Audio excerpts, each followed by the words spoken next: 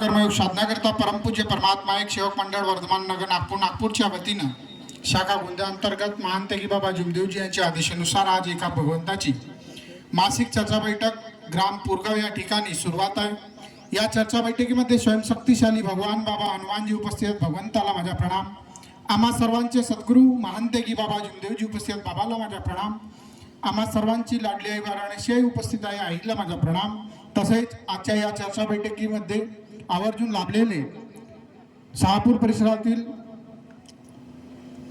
अध्यक्ष महोदय विजयजी भोंडे साहेब अध्यक्षपदी उपस्थित, साहेबांना माझा नमस्कार। तसेच आजच्या चर्चा बैठकीचे उपाध्यक्ष म्हणून लाभलेले खमारी परिसरातील मार्गदर्शक माननीय हेमरावजी लांजेवार साहेब उपस्थित आहे, साहेबांना माझा नमस्कार। आणि मंचावर उपस्थित परमपूज्य परमात्मा एक सेवक मंडळ अंतर्गत सर्व मार्गदर्शक मंडळी उपस्थित आहे, सर्व मार्गदर्शक मंडळींना नमस्कार। आणि आदरणीय मंच उपस्थित आहे, मंचाला माझा नमस्कार। तसेच आजच्या चर्चा बैठकीचे सूत्रसंचालन करणारे जबाबदार सेवक माननीय राजकुमारजी राऊत गोंदेखारी संचालक साहेब उपस्थित, साहेबांना माझा नमस्कार। आणि बाबाच्या कुटुंबातील सर्व सेवक सेवकीनी लहान मुलं बाळ उपस्थित आहेत, सर्वांना आदरपूर्वक नमस्कार। आणि ज्या परिसरात पुरगाव परिसरात कार्यक्रम चालू आहे अशा या गावातील ज्यांच्या कानापर्यंत आवाज आहे अशा सर्व मानवांना माझा आदरपूर्वक नमस्कार। तर आजच्या संचालक महोदयांनी मला बाबाच्या शिकवणीवर अनुभवाच्या माध्यमातून विचार व्यक्त करण्याकरिता सांगितलेले आहे, ते भगवंताच्या दिलेल्या सद्बुद्धीप्रमाणे आपल्या समक्ष मी आपले विचार व्यक्त करीत आहे। भगवान बाबा हनुमान जी को प्रणाम, महांतगी बाबा जुमदेव जी को प्रणाम। परमात्मा एक भगवान बाबा हनुमानजी, मी जीवनात केलेली सर्व पूजा व जुने विचार बंद केले। मी मरीन किंवा जगेन, जीवनात एकच भगवंत बाबा हनुमानजीलाच मानी। मी माझ्या कर्माने चुकलो याची मला क्षमा द्या। 12 आदेश, सत्य मर्यादा, प्रेम, 4 तत्व, 3 शब्द, 5 नियम जीवनात पाडीन असे मी सत्य वचन देतो, याला जीवनात कधी विसरणार नाही। ही सकाळची विनंती आहे आणि या विनंतीच्या माध्यमातून हा एका परमेश्वराला दिलेला वचन आहे, ज्याच्या माध्यमातून आम्ही दुःखी कष्टी मानव या मानव धर्मात प्रवेश केलो। आणि आम्हावर असलेले जे नाईलाज रोग होते, वाईट सवयी, वाईट कृत्य करण्याची जी प्रणाली आमच्यामध्ये काही वर्षापासून जे ग्रासलेली होती, ते या मानव धर्मात येऊन त्या सर्व गोष्टीचा ऱ्हास झाला, नाश झाला आणि आमच्यामध्ये एक नवीन जीवन जगण्याची कार्यप्रणाली सुरुवात झाली। तर असाच एक प्रसंग माझ्या कुटुंबात घडला। 27 ऑक्टोबर 2013ला या मानव धर्मात आम्ही प्रवेश केला।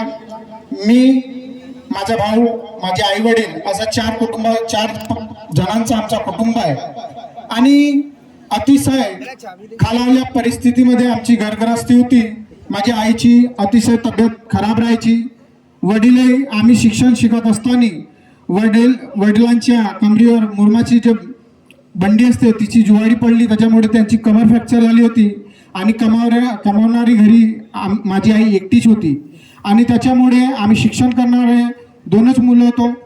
आणि शिक्षण करत असताना घरी जो आवक येणारी जे होती ते फक्त आईच्या माध्यमातून होती। आणि खेडेगावात म्हणलं तर फक्त रोजगाराकरता बरसातीच्या दिवसामध्ये परापाणी लावणे आणि धान कापणी करणे आणि बाकीच्या दिवसात मोलमजुरी करणे अशा प्रकारचा असतो।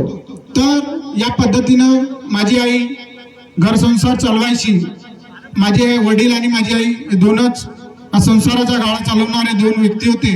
त्यामधून माझे वडील खचले आणि त्यामुळे ही सर्व घराची जिम्मेदारी माझ्या आईवर आली। आणि अशा परिस्थितीमध्ये तिची सुद्धा ज्या वेळेला खेडेपाडी म्हणजे काम असतात त्या वेळेलाच माझ्या आईची अतिशय तब्येत खराब व्हायची। तिला टायफॉइड वारंवार निघायचा। म्हणजे आपण अनेकात असताना जे माय म्हणतात, माय निघते, माय दिसते, त्या पद्धतीचे तिला रोगराई व्हायची। आणि बिमारी झाल्यानंतर औषधोपचार सर्व तांत्रिक मांत्रिक सर्व आपण करून थकलो। माझ्या मनात असा विचार आला की हे वारंवारचा त्रास आहे, मी या त्रासातून खूप ग्रासलेलो। आणि मनात असा विचार आला की मी असं का करू ज्याच्यामुळे माझ्या या सर्व दुःखाचा नाश होईल आणि मला एक चांगला जीवन जगण्याचा मला रस्ता मिळेल। तर जर भगवंताला काहीतरी घडवून आणायचे असते ना, तर कोणत्या ना कोणत्या जेव्हा सर्व दरवाजे जेव्हा आपल्या जीवनात बंद होतात, तर परमेश्वर कुठे ना कुठे एक दरवाजा असा उघडतो ज्याच्यामुळे आपल्या जीवनात प्रकाश येतो. तर असाच जो अनुभव आहे आमच्या परिवारात घडून आला, या मानव धर्मातील सेवक योगराजजी कुसराम आमच्या मोगावला राहतात, त्यांच्या माध्यमातून एका परमेश्वराची आम्हाला रूपरेषा मिळाली. आणि त्यावेळेला ते 27 ऑक्टोबर 2013ला आम्ही मार्गदर्शकाच्या निवासस्थानी सुबेलाजी स्वर्गवासी कुसराम काकाजी यांच्या निवासस्थानी गेलो. त्या ठिकाणी आम्ही सर्व आपली अभ्यर्थी सांगितला आणि सांगितल्यानंतर त्यांनी 7 दिवसाचे आम्हाला विचाराचे कार्य दिला. आणि त्या विचाराच्या कार्यामध्ये प्रथम चमत्कार मला माझ्या घरी दिसला. जी आई 3 महिन्यापासून बिमारीने ग्रासली होती, स्वतःचं काम करू शकत नव्हती, खाटेवरून उठून बसू शकत नव्हती, त्या परिस्थितीमध्ये जेव्हा आम्ही कार्य घेऊन आला, त्या परिस्थितीमध्ये घरी आल्यावर माझ्या आईनं संपूर्ण काम केलं. त्यानंतर माझ्या वडिलांना सुद्धा चालण्याचा बसण्याचा म्हणजे जास्त त्रास होता, परंतु भगवंताच्या कृपेमुळे त्यांना चालण्याला सर्वच गोष्टी ते आपल्या स्व इच्छेने करतात. आणि धीरे हळूहळू आमची आर्थिक स्थिती, शारीरिक स्थिती, मानसिक स्थिती ही उंचावर आली. आणि हे सर्व झाले एका भगवंताच्या कृपेमुळे. आणि ते झाले महान त्यागी बाबा जुमदेवजी यांनी आम्हाला जे मोफत ही सेवा फुकटात नाही वाटून दिली, परंतु आम्हाला या कर्माच्या माध्यमातून या दैवी शक्तीला आम्हाला किंमत चुकवणी आहे. कारण आम्ही म्हणतो की आम्हाला हे दैवी शक्ती फुकटात मिळाली, फुकटात नाही मिळाली. ही दैवी शक्ती अमूल्य आहे, अनमोल आहे आणि त्याची किंमत आम्हाला जाणून घेणे आहे.